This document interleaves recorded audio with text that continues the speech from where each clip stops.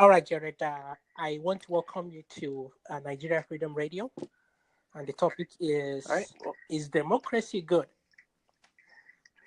yep. Thank you for having me here. So, my stance is yes, democracy is very good. I'd like to hear what your opinion on it is first. Absolutely. So, my opinion is democracy is not good, and the reason is because democracy violates hum- violates our natural rights. For example, if if three of us voted to seize your money, that is not democracy. That is theft. But that's how democracy works. The majority voting to impose their will on the minority. Just because majority of people vote to make something doesn't make it good. That doesn't mean it's right. So that is why, Okay. in my own opinion, democracy is bad. All right. So uh, okay, that's definitely an interesting point. I've heard that point before. So you are in Nigeria, right? I am originally from Nigeria, but I am in the US now. Oh, okay, good. Yes. So, in your opinion, is the U.S. one of the best countries? Do you think one of the most freest countries in the world? Yeah, compared to Nigeria, yes, the US is freer than Nigeria. Yes. Okay, so I agree. Democracy does have its faults, as you said. If 3 out of 4 people agreed to steal from you, that would definitely be a bad thing. But a lot of people mistake America and they think that America is a democracy. America is not a democracy. The United States is a representative republic, which is a form of government where there's small democracies across the U.S. and in the people of those democracies, they each pick somebody and they vote for somebody to represent them.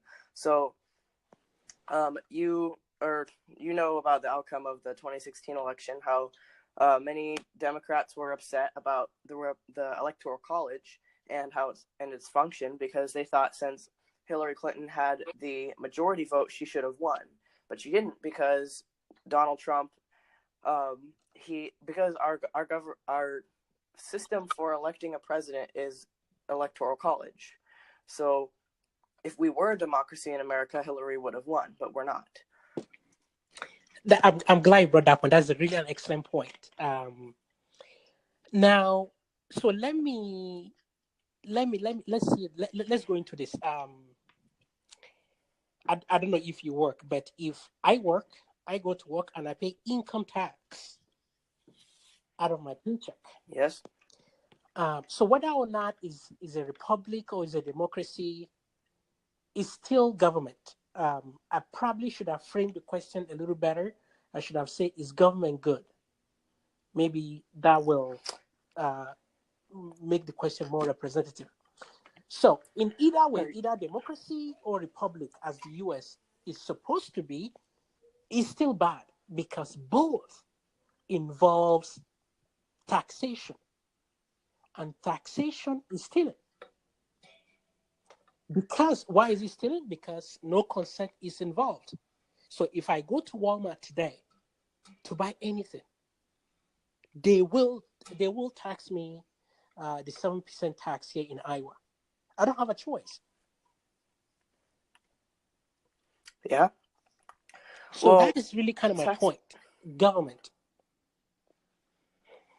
Yeah. Well, I think government is good to a certain extent, because there are a lot of bad things about government, how it can easily get corrupt, and it does every single time. You can look back in any ancient civilization, all of their governments have, or virtually all of their governments have been destroyed or corrupted in some way. So government is obviously a bad thing in most situations, because it can become huge and uncontrollable. But you still need it, because if you didn't, you would have an anarchy. Nobody would be in control, and everyone would be at each other's throats because there's nobody telling everyone to stop. So you need some sort of form of power, someone that's higher than you to tell you to stop, but not too high, otherwise they become a king or a dictator, like in many unfortunate countries in the world today. So you still do need government, but it needs to be very, very controlled, which is why the U.S. is one of the freest countries in the world, because our government is the most controlled and it's the smallest, it's the weakest. So, Jared, let me ask you, could you mention one or two things you think government should do? And maybe we can focus the argument there on those two things. What do you think government is good at? You mentioned that government is good at something. What do you think? Well, to me, it's not a matter. Oh, okay, so government. I think our government. Okay, well, it depends what government you're talking about. So the U.S. Yes, you can government. use whatever government you have. It doesn't, because this argument covers any kind of government. So you can use U.S. government. I just want specific items you think government in the U.S. your experience. So yes, you can use the U.S. What items? What is government doing that is good, and then we can use that and focus the argument on that. So what I think the U.S. government is doing that is good is protecting the people, which is it's their only job. It's their main job is to make sure that people aren't doing things that they shouldn't be doing, and it's also to protect them from forces from the outside and enforce the borders. So, in my opinion, government should not be controlling education, and healthcare should not be anywhere near the government. That it should be privatized, not publicized. I think that the government should. The only thing that they should be doing is protecting the people through military, and that's it basically. So our police. So our police, our army, the Air Force, the Navy, and the border. Okay. So I'm glad we narrowed down to police and the army, the defense. So I respect you that you want to have a public government based policing and defense. I respect that. Would you accord me the same respect if I want to opt out? So, like, I do not want to pay for police. I want to have my own police. I want to have my own private security. Would you allow me to do that? Or would you kill me if I don't pay you the taxes to support your local police? I wouldn't kill you, but I would put you in jail because you're living in this country and you're utilizing our military and our police through just being here because they protect you because you're a citizen, I'm assuming. And that means that you are using their resources, so you should be paying taxes, which is kind of like just your fee that you pay for being in the U.S. And yeah, I mean, you probably should you should, in my opinion, go to jail. Not killed. You should go to jail for not paying taxes. Okay. I appreciate you telling me what you think. Now, so what you are telling me is whoever voted to have police, so that basically the majority have voted to have police. And I am definitely in the minority because I would vote no all the time. If I were asked whether or not I like public police, I would say no. But I was never asked, right? So you are saying. So can I ask you? The point is, you do not have my consent. You do not have my consent to have public police. So you are basically stealing from me.